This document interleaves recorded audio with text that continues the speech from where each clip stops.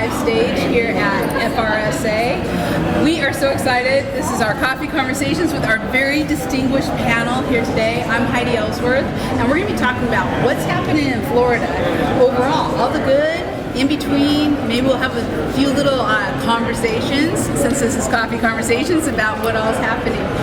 This is being recorded. It's live on YouTube. It will also be on Rivers Coffee Shop, Coatings Coffee Shop, and Metal Coffee Shop in the next week or so. So if you have questions or you want to chat on our YouTube, please feel free. Megan Ellsworth, our producer, is back there, and we're chatting back and forth. So, my distinguished panel, I'm very excited about this Coffee Conversations. So, what I'd like to do is we're going to start out with some introductions. So we're going to go around to everyone. Keenan, let's start with you. If you could introduce yourself, tell us a little bit about what you do with SRS. Yeah, so my name is Keenan Perry. I'm the field marketing manager for SRS Distribution. All things marketing, events, trade shows. You may have seen our extreme tailgating vehicle around, which you can find on Rivers Coffee Shop. Yes. And yeah, so excited to be here. Yeah, we have the whole map. It shows everywhere you're at. You don't have a whole lot of privacy at XTV. We all know where it's going. No. Go find the map and go enjoy a beverage on us at the XTV. And what's happening? I love it. And Mike with Suncoast SRS, please introduce yourself. Yeah, my name's Mike Shehorn. I'm also a Suncoast River Supply. I run our West Palm Beach branch. I've been with the company about 5 years. Came in through our MIT program straight out of college and had the luxury of chasing a couple storms. Opened our Panama City location up north. And wow. Been in West Palm for about the past 3 years now. That's great. Yeah, wow. It's been right out ride. of MIT. Yeah, no, it's definitely been a learning experience. I was going to say. And what a great company to be with. That is awesome. And Sarah? Well, hey. I'm Sarah Jonas. I'm the Vice President of Marketing for ICP Group. We have brand APOC in this space, and just really excited to be here today. So great. And you and I were on earlier with our big announcements about Coatings Coffee Shop. Yes, very exciting. I've been spending a lot of time sharing videos, sharing tidbits about Coatings Coffee Shop. Even had an RCMA call earlier today and got to talk about it there. So very excited about the launch of that platform. That's great. Yeah, it's live. Go to there, coatingscoffeeshop.com. And Kyle, please introduce yourself. I'm Kyle Nermanen. I'm with Total Roofing Systems out of Stuart, Florida. I've been in the roofing commercial roofing industry, a little bit in residential as well, over the past 20 years. Like Mike here, I came straight out of college, finished my business degree with the HR director of the 5th largest roofing contractor in the nation at the time. So I came up in the back-to-back hurricanes down here in Florida in the early 2000s. That's how I was really broken in. So because of that, my area of expertise is portfolio management, proactive maintenance, and large, long-term investment planning. So the coatings really come into it. I just actually had a 3-year hiatus in specifically coatings, and now I'm focusing specifically on metal at this time of my career. Yeah, well, we met Kyle through Metal Coffee, through DuPont, which was awesome. But you're also in the Art Club. You are on all of our coffee conversations, so we are just like thrilled to have Kyle on here. A lot of them. So always learning, and you're a wonderful resource. Yeah, it's so fun. I gotta put that out there. I love it when I see all your names, and I'm like, yeah, so good. And speaking of someone who's on almost everything, John, please introduce yourself. Sure, I'm John Kenny. I'm CEO of Cottony Consulting Group. I spent 45 years as a roofing contractor in the industry and 22 or so here in Florida. Currently what I do is I work with business and operations and educational training with roofing contractors. I love it. So let me just kind of set the stage here just a little bit. We have distribution, we have manufacturing, we have contracting, and we have consulting, and pretty much John's done everything. So we are going to be talking about some issues that are going on, not issues, but just what's happening in Florida. And so we wanted to get all these different perspectives, which I love. So let's start. And we're going to start with, the FRSA show. Because here we are, and it's huge. I mean, it's the biggest I've ever seen, I really think. So Keenan, I'd love to start with you. How's the show going, and what do you think? So far, it's just been fantastic. We go to these trade shows as often as we can, specifically the FRSA. This is maybe one of the best turnouts of a trade show that I've seen in the past couple of years, especially after the hiatus of COVID. And so I'm glad to see that trade shows are back in swing, and we've had a full booth all day. So yeah, we're happy. It's really good. Well, SRS is our sponsor of the soundstage here, so thank you so much. And we are right here in the rotunda in the lobby, and we've had so many people going by.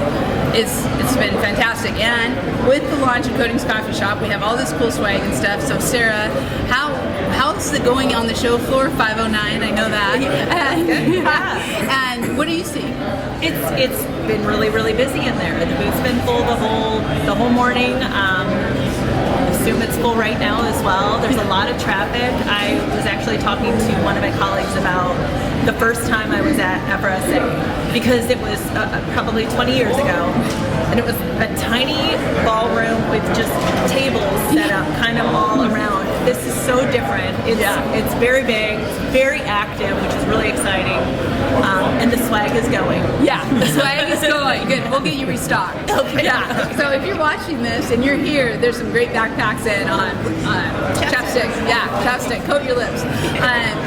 Kyle, from a contractor standpoint, have you been able to walk the show so far? Briefly, yeah. I just got here not too long ago, but I was here all last year with our sister company with Dynamic Metals. They were here. And I'll just tell you what, my career has been a plethora of working every side of every fence, and I'm always learning. And this is an opportunity for me to reconnect with other distributors and their options, and because we're always diversifying, we're always changing, we're always relying on consultants. We're also trying to advise consultants on what we're doing that's new, and this is just a plethora of skilled trades knowledge, and nobody's perfect, and everybody learns from everybody else here, and that's what I really love about it. Yeah, it's like a really open forum. It is so good. My first FRSA show was 1994, believe it or not. When was yours, John? 99. 99. Okay, I thought it was pretty dang close. What do you think? I mean, doesn't this look like the biggest ever? Yeah, it is. It continues to grow each and every year, which is amazing when you think about it. I am seeing a lot of new faces here this year, which I really enjoy seeing that, because that means we're getting more and more of the industry involved. Yesterday I did an education seminar on estimating. It was full with standing room only. Wow. So Excellent. all the education classes I've seen have been that way. So just give a plug. If you're still here tomorrow, I'm doing a repeat at 7 a.m. Come up and say hello. I'd love to meet you. Yeah, please. The classes are so good. And if you're not here at FRSA, but you still want to get some education from John, check out Rivers Coffee Shop, because John is on there. So, okay, let's talk Florida.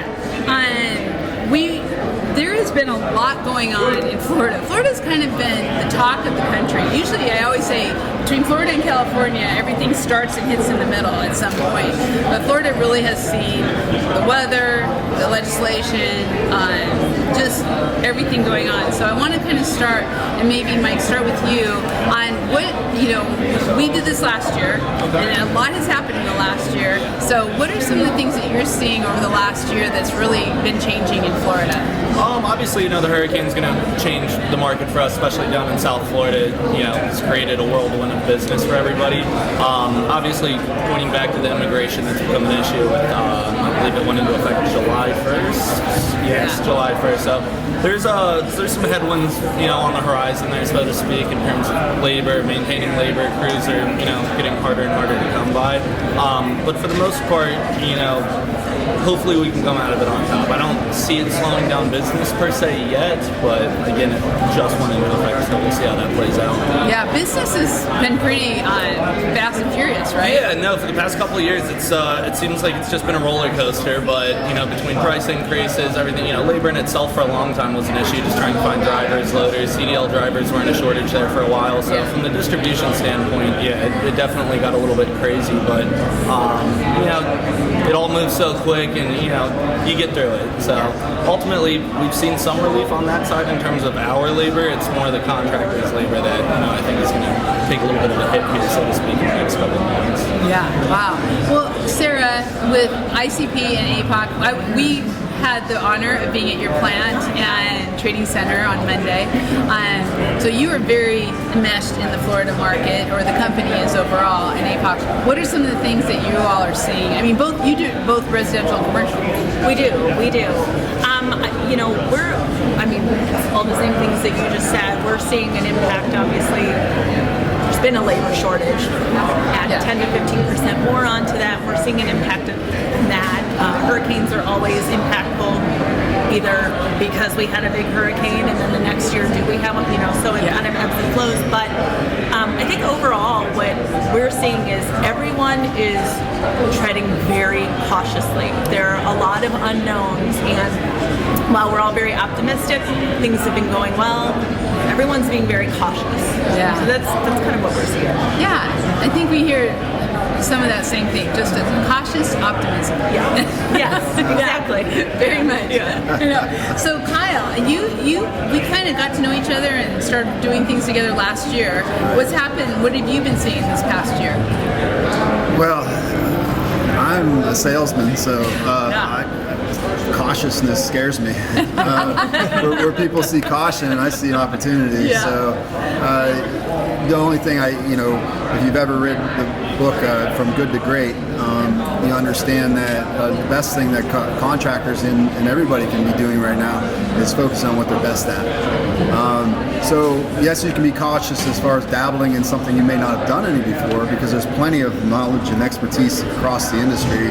I've been focusing more on networking with those suppliers that have certain supplies, the coatings for certain applications, and I just say that's what I use in that case. I use this contractor for this application that I don't do. So I'm diversifying what I'm capable of doing because I'm relying on those relationships, and then those relationships come back to me and what I'm good at. Right. So I've been really aggressive with that. I don't, being conservative and cautious is one thing, but you still have to be really aggressive in what you're good at so you can get ahead of the slow times that are coming. Of everybody. So that's where we're really focused. I mean, we took on the name the Metal Roof Experts in 2018, and now we have a real strong focus on the commercial side and corrosive environments. So that's where we got involved with the TEDLAR. Yep. We're now approved by FiberTite. So these types of, this is our area of expertise, and this is what we focus on. So everything else, it's a rat race, yes, and they should be cautious trying to be everything for everybody. I don't think that's what people need to be doing right now. You rely on this guy to direct those people into what area of expertise and who's best in what they do. Yeah, exactly. John, what have you been seeing? You talk to contractors all over the state, all over the country. But Well, definitely in Florida, two biggest issues now are immigration change. No one's really sure the total impact, but it just doesn't affect roofing and construction. It affects the farm, the agriculture, the tourist industry. So the pool of labor is short to begin with, and now it's even tighter than it was, and we're all competing for the same general area of it. We'll see where that works out, right? maybe just for the since we're going across the country, or actually across the globe right now, you never know who's watching this. Just explain, just really quick, what did change July 1st with immigration? So what took effect on July 1st is a couple things. If you're a roofing contractor and have 25 or more employees, which is not instant field, this is total in your company, you are required to e-verify through the federal system to prove that you are of legal status. So that is brand new. Even the federal government doesn't require that to that extent. The other part of that is if you have to prove that your subcrew, if you're using it, the fault also goes back onto the contractor that they are legal. So you've got that tying in. Then you have your subcrews that if someone is illegal on there and they're driven to a job site and they're found to be illegal, it affects the driver, even if the driver is perfectly 100% legal citizen. So the fines are different depending on what you do, but in a nutshell, it really affects the business owner at the end because you can lose your license first time for 30-day penalty where you can't operate. Then it goes to 60, and then after, excuse me, if you're third time, you can lose your license on a permanent basis. So the fines are nowhere near as great of the fact that you're restricted at the end of business. Because honestly, I know people are listening out there and say, well, just don't hire illegals. It's a lot harder than just don't hire illegals. These are people who have been embedded in our society for decades, right? Maybe they were when they came over. Work visas might run out. Whatever the problem or reason is, you've now taken the burden and really shifted it 100% to the legal licensed contractor in the state. That's bottom line. Or the agricultural owner, or the hotel or any owner, hotel, all of wherever it. it may Right, be. it goes on your business license. And if you listen from another state, not everyone requires licenses as tight as Florida. But Florida, it's a test. You have a license, it's like gold. If you lose that, you may never get it back. Yeah, I know how important the Florida license is. I mean, and the FRSA does a great job at helping contractors get licensed, so you don't want Absolutely. Yeah. And I think if I jump on the other one a little bit here, the Yeah. insurance, right? It's really affecting the coatings industry big time. I get calls on this all the time. I'm also on the board of FRSA, and I sit on the codes committee, and I hear about the change that are going. So what's actually happening around the state? It started out with mainly condos and stuff where they would not insure the owner if they put a coating system over top of an existing roof. Well, now it's expanding out into commercial facilities because, like it or not, insurance companies do not want to pay for roofs. They want to limit their risk. So with the recent, I'm going to say it, debacle in the state of the legislation for insurance reform, it got worse instead of better, okay? So what's happening is when I was doing some research and tracking it back, how they're managing to get around this and not have it is when you go to usually most Florida product approvals or NOAs for coating, it says maintenance system on it, not roof system. And you look at them and that's how they're holding their hat. Now if they get beyond that, what they're holding it on is, well, we don't know how well the roof you're covering is adhered. What kind of deck? Did you do the test? Not the adhesion from the coating to the system, the actual adhesion of the underside. It's so difficult that the building owners put their hands up at that point and say, I don't want to be involved in this. So this is not going to get better. It's going to get worse because it's just beginning. And a lot of things are affecting homeowners with the insurance. I mean, I myself live in Florida. My homeowner's insurance has doubled in the last year. Yeah, everybody's like, yeah. So if I was to make a wild projection for our folks out there, I would say what's going to happen to reform this, roofs are going to be excluded and you're going to have a separate policy to get roofs covered upon storm damage replacement. And I've seen that on the community side, on my side of things, because I deal with community associations a lot, and that's what they're doing. They're separately financing their roof insurance. They're taking that out of their policy. So Really? The number of companies that are allowing that are going to, that's the next question or next phase, but that's what a lot of communities are being forced to do. Because I've been on 10-year roofs, historic buildings, you know, that where it was a 10-year modified bitumen roof. They have an excellent silicone restoration on it. It's like you'll never have to re-roof that again. You just maintain the coating, and they won't even sell the building. The buyer cannot get insured unless he replaces it. Really? Now you're going to have to get into all these historical details of the parapet walls that are all finely concealed, and it was done proactively, and it was done correctly, and they make them re-roof it, and that's going to cause more problems than anything. So yeah, it's an ongoing battle. Yeah, I mean, really, when you look at things, Florida is leading the insurance. I mean, it's kind of like the epicenter of insurance, figuring out what's going on with roofs, and it's not always doing good. You're nodding a lot, Sarah. What are you seeing on the commercial side and with coatings, like John was talking about? Yeah, it's having an impact for sure where the insurance companies are involved. Not all coatings projects or restoration projects are on that path. So we're seeing it in pockets today. Yeah. Unfortunately, I can say today. We'll see what happens. Yeah, as it comes through. So I want to go back for just a minute, Mike, to immigration, because you talk to a lot of contractors. You guys are right in there. What are you seeing with this new immigration law that started in July, and how it's going to affect our market? So again, I can really only speak to South Florida. That's my primary market, but it does seem to be the trend across Florida. It appears that the commercial guys are taking a little bit more of a hit on this one. Again, talk to some residential guys. A lot of those crews that they do have are permanent crews and have been there a long time, and usually are fully legal at that point anyway.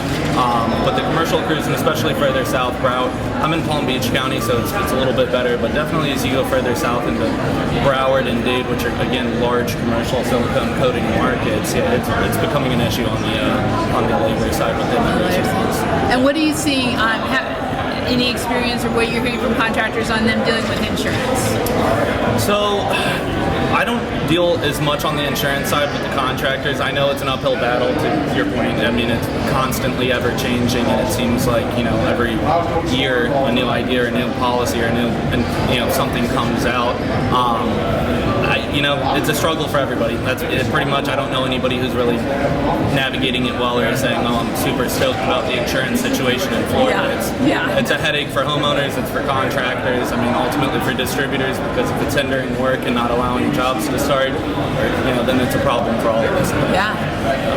Well, one of the things I've been just hearing a little bit about, and I don't know if I'm going to kind of bring this question out of it wasn't on our sheet, let me just say that, but I am hearing that there are times that we're hearing insurance companies are basically saying these are the contractors you should use.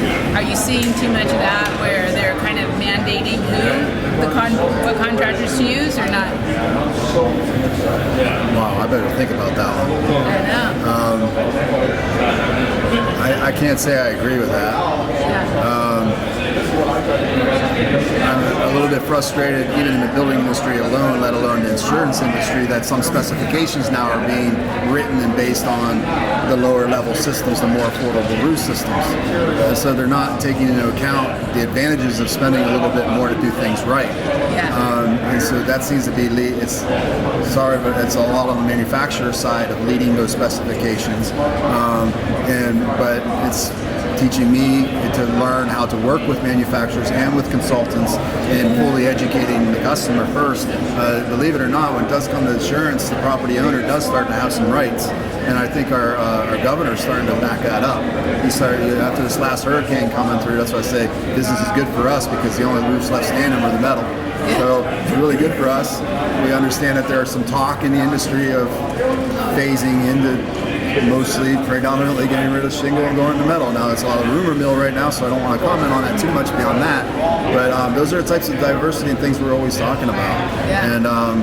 And I think it's important that we all work together to find a solution, and that involves insurance companies. And there are some people out there that are trying to drive a specification for their own greed, and that's kind of why we're in the situation we're in. So conferences like this are huge, and this type of conversation is what we need to continue to have. We want everybody to win. At the end of the day, everybody along the channel, and mostly the consumer should win, but also the insurance companies. I mean, there's no reason not to work together. Well, that's what frustrates me, and I talk in front of boards all the time and talk about their level of liability for making these discussions and saying, this guy's, per this manufacturer, this is covered under their warranty, but who ends up being left holding the bill? It's the homeowner, the property owner, and I've been seeing it for 20 years and I'm tired of it. And this is why I'm so proactive in keeping this communication going across, bridging the gaps between the silos is what we need to keep doing. Yeah, it's so true. What are your folks in the field seeing, Sarah, when it comes to like the contractors and just the specification? I mean, I've seen what you're doing, and I've seen the trainings that Johnny Walker's doing. That seems to be a big part of what you're offering to make sure things are done right. That's our focus, is all in training. We do have a certified applicator program.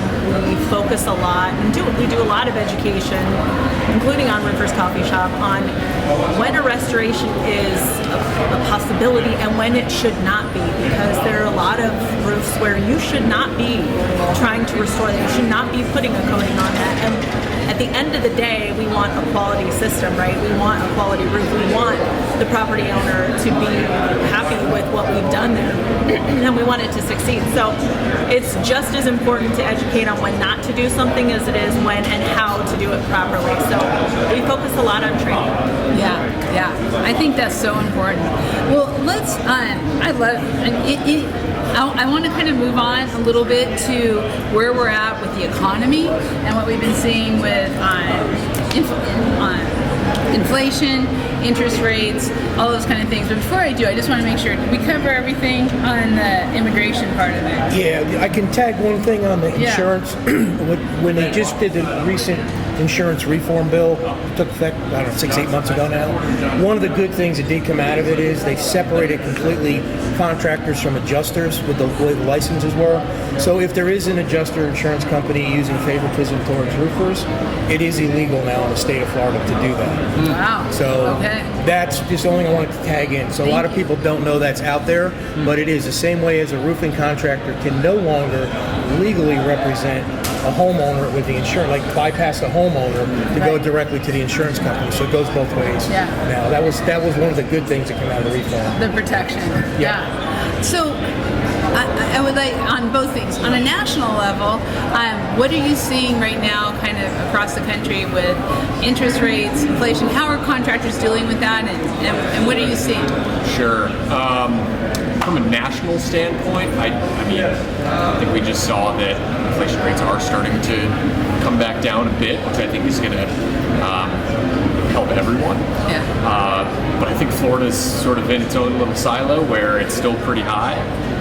That could be market driven. So again, I can't really speak to Florida, but from the supply side, I mean, we've been busier than ever.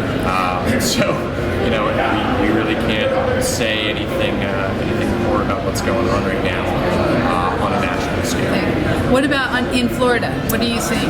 You know, anywhere, you know, you're on a coastal city like West Palm Beach, Fort Lauderdale, Miami, all the way up to Jacksonville, Tampa, Clearwater area, you know, the inflation aspect definitely still feels real there. I mean, the cost of living in Florida is high, but overall, I mean, the inflation rates, they just come out, I think the new report came out 3 or 4 days ago. You know, there's kind of that Bell's curve where, you know, it's probably going to take a while to get to Florida in terms of the insurance or the inflation affecting us and coming down, Right. But definitely to this point, I mean, if it helps contractors, cost of material, you know, obviously lower inflation's the direction we want to head with this. So overall, though, Florida, it's like I said, I mean, the economy's just been booming. You know, it feels like the past 4 or 5 years I've been in this industry and, you know, selling in Florida. So I'd say we're pretty fortunate to be here in this state. One of the things that I've been hearing a lot in this last year was as the interest rates were rising, that was really affecting new construction.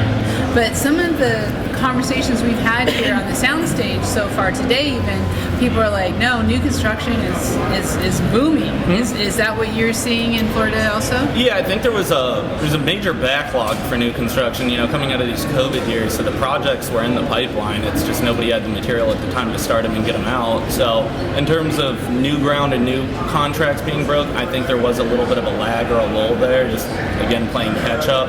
But going into, you know, again now, especially with that hurricane, I know Fort Myers, South Florida, Port St. Lucie, you know, Stewart, new construction all over the place. So I definitely think there might have been a lag, but again, there's multiple variables to what might have caused that. My best guess would probably be backlog from COVID. Well, I have to tell you, Orlando, like every other city, has construction on the highways everywhere. It's just everywhere. From the manufacturing side, what are you seeing in Florida and just overall with interest rates and inflation and kind of where the market seems to be leveling out?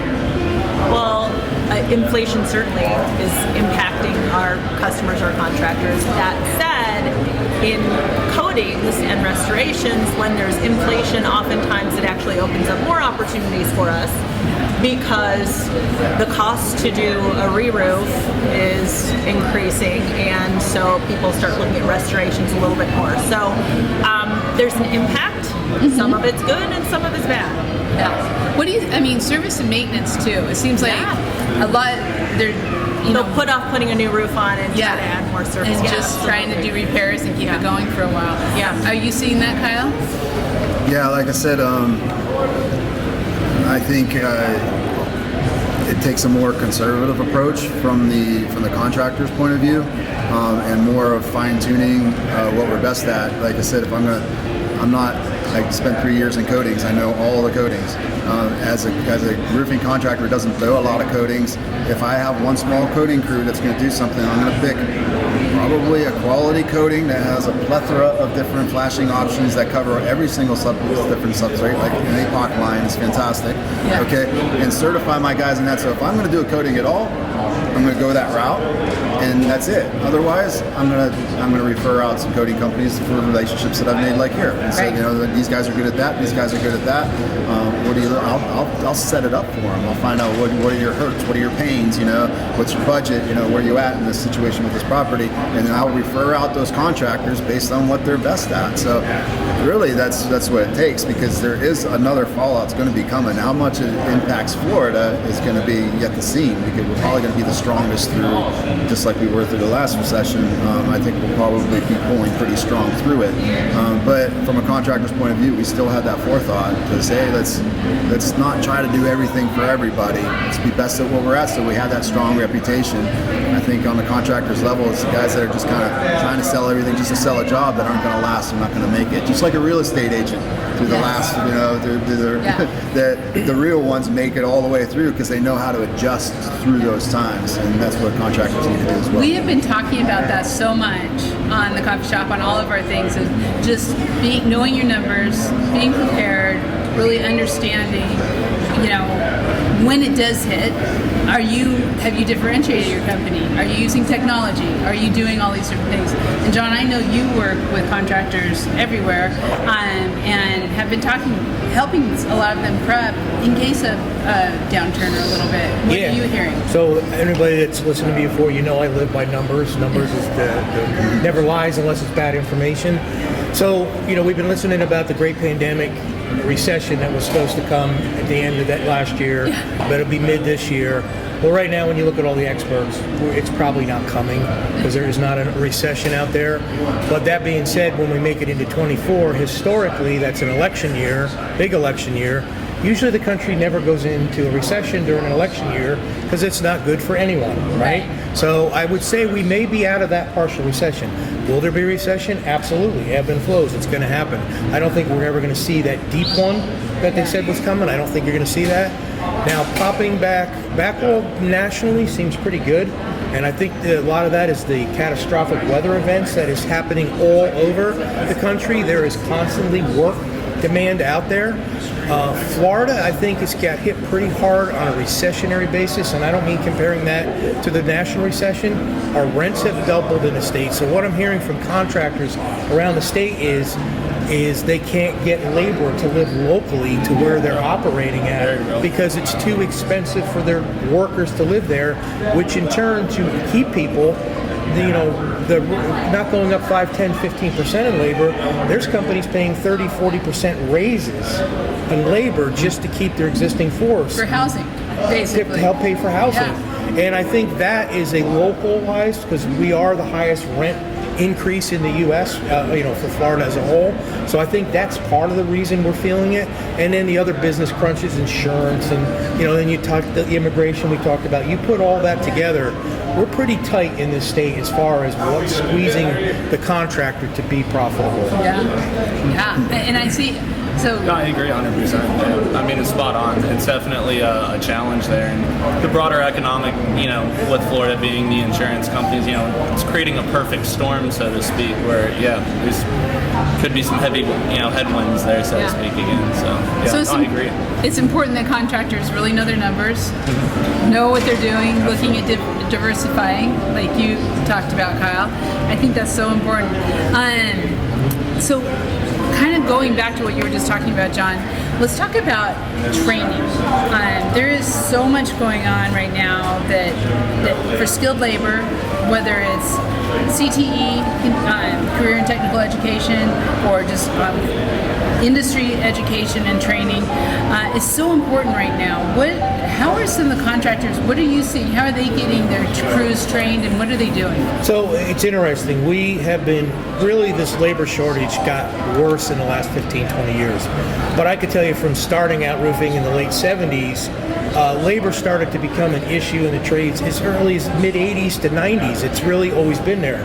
So we've been focused on that. We're still focused on that. But a recent study that I just read through FMI, which I found extremely interesting, is of all the companies in construction, including roofers, they included them in, across the United States, field labor was a 25 to 30% issue for them that they're worried about. It's the managerial positions, crew leaders, superintendents, project managers, C-level, estimators, because they're retiring. And there's no one to replace them, and there's no backup system for it. Yeah. So it's not now. It's not just let's worry about field because you have to have that. Now all of a sudden, in the next 5 years, they're expecting catastrophic problems across the entire construction structure of a construction company. Yeah. I mean, some of us are. So the only way that you can do that is you got to train your people how to lead and do their jobs. You really do. And if you can only do that in-house. You got to work with people that have training. You got to work with develop it in-house. Whatever has to be done, but you got to do it. Yeah. Because it's going to be probably a bigger killer than the field issue. Because if you can't get your bids out right, you can't manage your work correctly, and you don't have anybody to run your company, nothing else matters. What's going to happen? I know. Kyle, you gave a big nod to that. Yeah, I really love the slot you did with the organization up in Detroit. Yes. And I really love that talk. And I've, on a philanthropic side of things, I've been very active in organizing community efforts to improve education and skilled trades on the lowest level, tapping into the intellectual property in our own neighborhoods. And we're going to set this conversation up Yes, for we another are. time. Yep. Because as an industry, we need to start pulling together as an industry to make it affordable in these neighborhoods, to support the futures of our own companies. Right. And business is business and people are people. The one thing about the roofing industry, it doesn't matter if you're customer service, accounting, estimating, operations, sales, what have you. It's the same any other company needs, but you know what? Everybody always going to need a roof over their head. The industry's not going anywhere. So I have people job hunting on LinkedIn, young kids out of college looking for a specific job in a specific field. I'm like, get the experience here. Yep. Yeah. Get the experience here. Find out where you fit into a business best, okay? And then now you can start focusing on what you're passionate about now that you have that background. But like a lot of us, we end up, once you're in it, it's like, why go anywhere now? Yeah, I'd go exactly. anywhere in this I know. industry. Yeah. It's our and secret always get a sauce. job. They say in The Godfather, once you're in, you never get out. Yeah, that's it. So we want to bring all those young people, and we've been seeing that. I mean, through the Skills USA that we just NRCA is involved in with your program you're doing, and I really, it's so true because we've talked to a number of people who have said the labor shortage is we're not looking in the right places. Yeah. That we aren't going to areas or demographics or communities that Exactly. have never been asked to join or never given the option, and so We're spending so much time trying to steal everybody else, those entrepreneurs from other areas and bring them here. That's our current model for economic development, is to bring everything here and let that building rot on the corner until some major corporation comes in and creates more minimum wage jobs to suck up all the energy tax breaks and fund and all those benefits. Once they're gone, those people go right back out of where they were. It didn't improve the economy at all. without training. Without training. Yeah. So it's up to us as in our communities to reach out and tap into the intellectual property that's in our own deprived neighborhoods. Yes. There's bad guy, back in the day, a guy was 18 years old and had a 16-year-old girlfriend and went to jail for it long ago, and he's had a bad rap for on his whole life, the rest of his life. That doesn't make him a bad person or is not capable of doing everything else. And you can't tell me that those kids in that neighborhood, the Sarasota area, for instance, that the kids over in Palmetto are any less capable than the ones out in Lakewood Ranch. Yeah. They just have different opportunities. So that's what we as an industry should be very well realize and tap into. And we're going to do that. We're going to have a Kyle's conversation. gonna, I'm sorry, I I just got fired gotta- up. I don't mean to take over the conversation. No, but I'm I got to passionate tap about it. off of what you said. You have hit the nail, as they say in the industry, right on the head, right? We all look in the industry to either organizations, to government, to state programs to solve this trades issue. It can't happen on that level. Nothing works well on a large level. But if you as a contractor reach out to your local levels, as you're saying, Boys and Girls that Clubs. is where it starts. Yes. And you will be successful. And all you have to do is have the right training and company culture in place. Right. And they're not going to go anywhere. They want to stay and work and be part of society. Yeah, that company culture is really important, and we're going to come back to that. In fact, that's the next question, and I want to talk about that a little bit. But Sarah, I know we already tapped on training, but this really is one of the key things that we need to be doing. It is, and we are there to help our contractors to offer that training. But at the same time, I love everything that you just said, everything. And I think, aside from the fact that once somebody's in building materials, you never leave. You cannot get out. Yeah. And you love it, but it's real, right? No, it's a vortex. Right.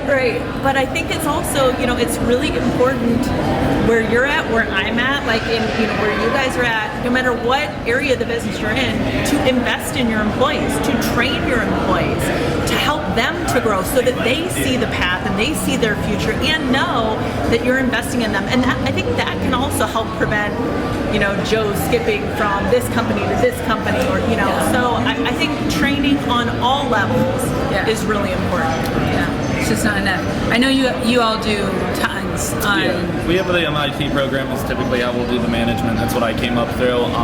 But it's great. It's to your point, is getting people in the door is that first step. But having the culture there. Even my regional manager started as a roof loader with Willoughby. He's the regional manager of South Florida at this point. Yeah. So the opportunity to grow is definitely an incentive to get people on board. They just have to know that opportunity is there. Yeah, I think the youth today coming out of college think I'm not going to be putting a nail, I'm not going on a roof in Florida. I'm going to be doing that for the rest of my career. No, that's just, I got thrown out in the fleet, all summer putting down, tearing off coal tar pitch. That's how Simon did it to me. That's how they broke me into the industry, tearing off coal tar pitch, and laying down hot asphalt all summer. I was like corporally Get out there. It was rough. Yeah. I went and drank beers with the guys too, and I got to know what drives them and what motivates them. And I was like, I really appreciate that. I really appreciate what that company did. And they had their own products and their own product line. But like I said, even from as an employer now, I think about my crews and I think about the quality of the training and the support that I get from my manufacturers, and I want them to feel like, hey, you know what, this is what we do. If we're going to do a coating, this is what we do. Our guys are well versed in it, and that motivates people to want to be a foreman. Like, oh, I know this so well, I can run a crew doing this. Well, all right, I'm going to give you that opportunity. Yeah. And let's get you some advanced training.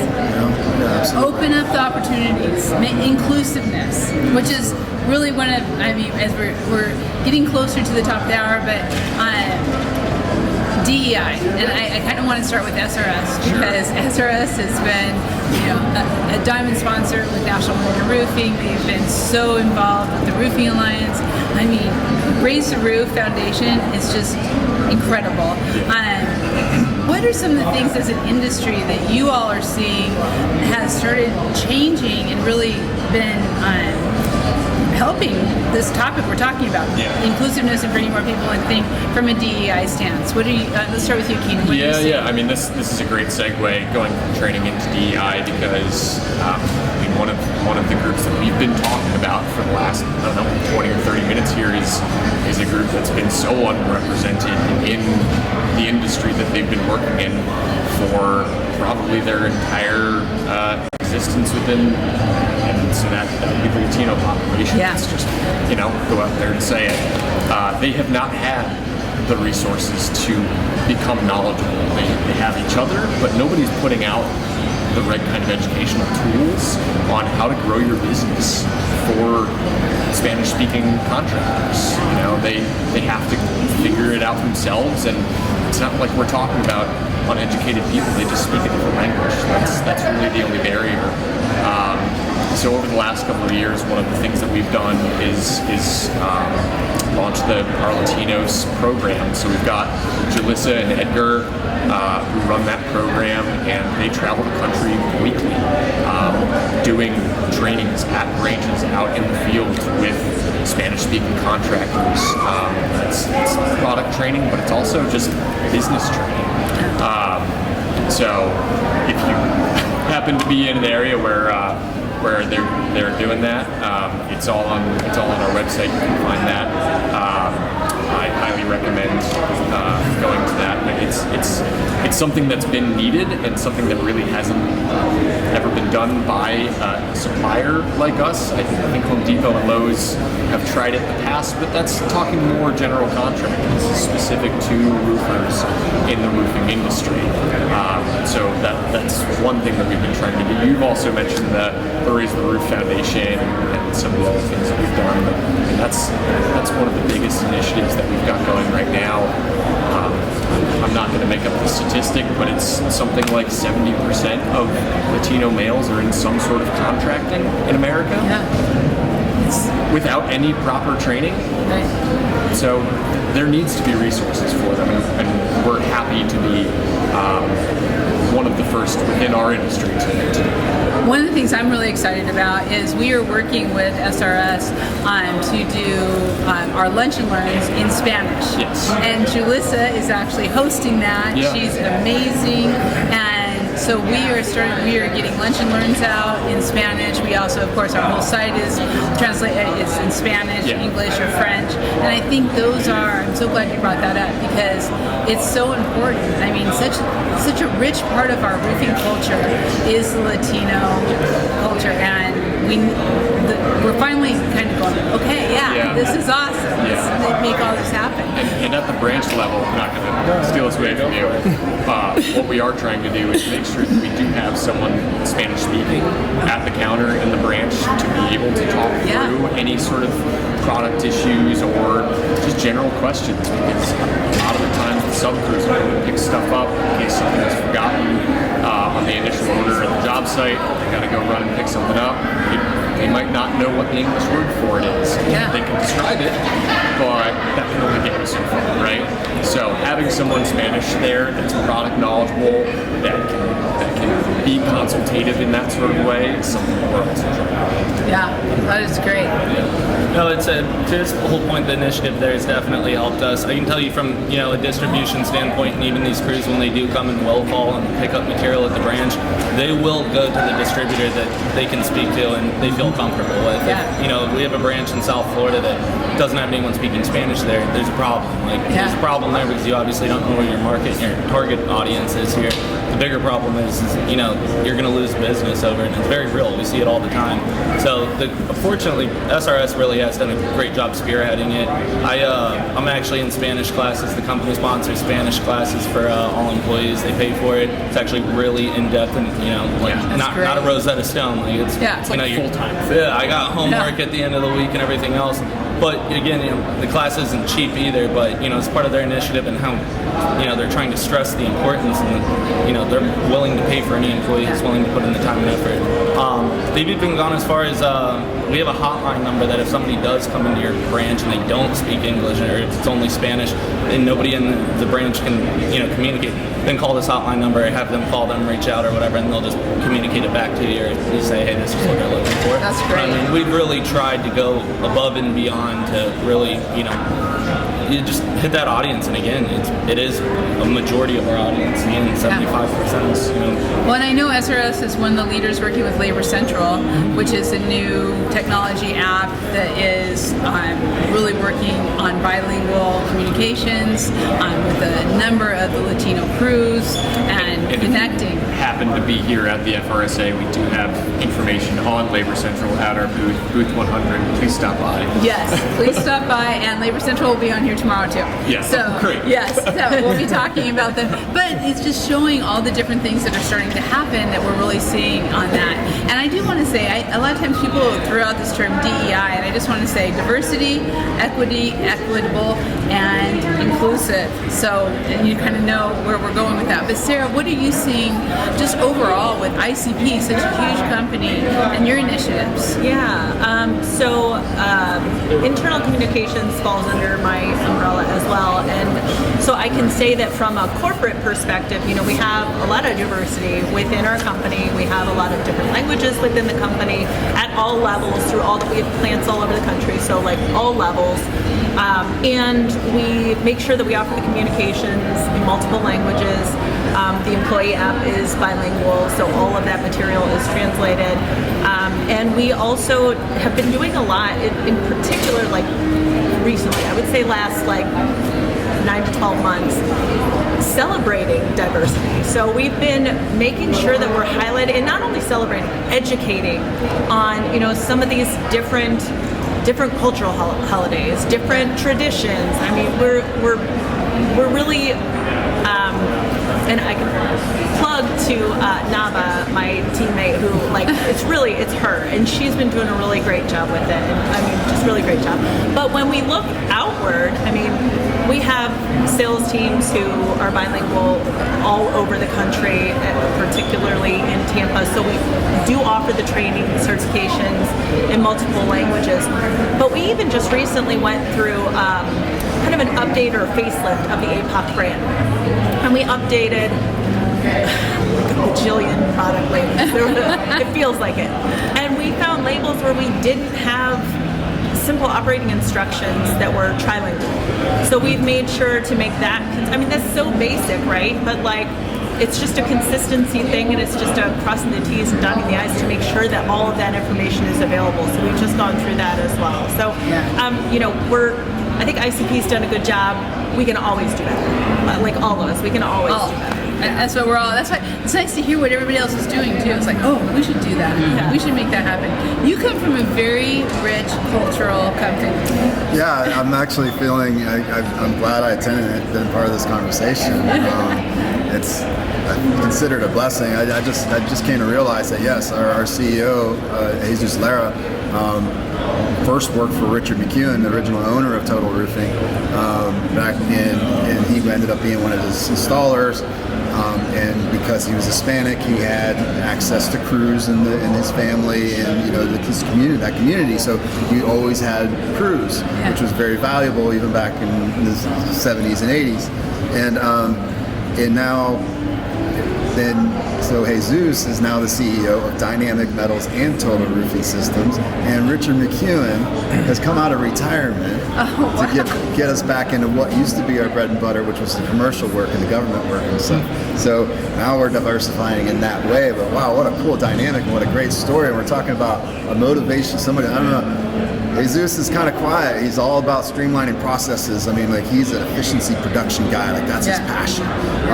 But he hires the right people, in certain areas to be the face of that. And the business development side is, I need to bring him to the table. I think he needs to speak to some of these organizations, or we might have to put him up on a platform a little bit. I might have to call him out. I've already got it on my now. It's here. I'm like, we need to get Jesus. Because what a success story in the Hispanic community. You can totally show how that can be done. Right. From a crew leader to an installer CEO. to owning and then specialize. Oh, that's amazing. Yeah, it's a goosebumps. Goosebumps. That's the inspiration I love. Good stuff. Yeah. I know. John, you're actually on a committee with National Women in Roofing. I know that. You are involved with the UK, Canada. I mean, you talk about diversity. You're everywhere. What are you seeing? Well, I mean, I always like to tell my contractors that talk about DEI is what my recommendation is, and I mean this in a very general, is leave your politics at the door, or politics in general at the door, right? The most successful companies have the most diverse teams, all right? It's always been that way. Whenever you have a team, you never want people like you, right? And I don't mean like you as what your nationality is, like thinking. The best teams in the world are challenged by thought, and that's the best success. Now, you're correct. I'll tell you this, I am the only American that sits on the IFD committee, a voting American. And you want to talk about diversity and mix. I mean, there's 18, 20 European countries, and then there's me, right? So we prove by doing this, all coming together, that roofing is the connector of the world. It works. It doesn't matter what your politics are or what your country. Everyone's different. Everyone has different beliefs, but we all come together for what? The common goal of improving the roofing industry.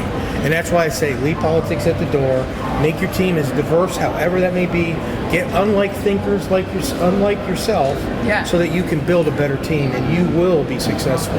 And really looking at the next generation. The next generation is coming up across the board. That's what we need. We need to be bringing all different types of people. We need to be bringing them into this roofing industry. You are correct. One of the things I found, the younger generation will not go into a company culture that is not diverse. They really won't.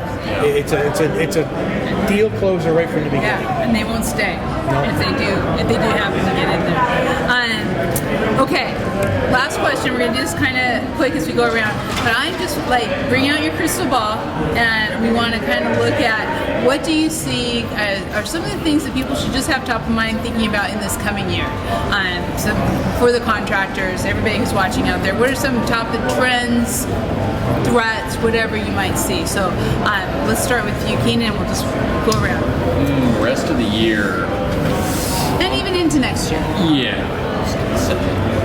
On the event side, because that's mostly what I handle, for any contractors, come to trade shows, please. We love seeing your faces here, because this is an opportunity where we can all get together and learn and talk about things. doesn't happen that often. I think it needs to happen more. So trade shows that we've got coming up are Western States, the IRE next year.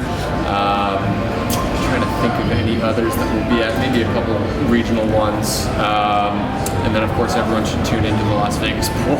Yeah. On December 22nd at 12:30 Western time.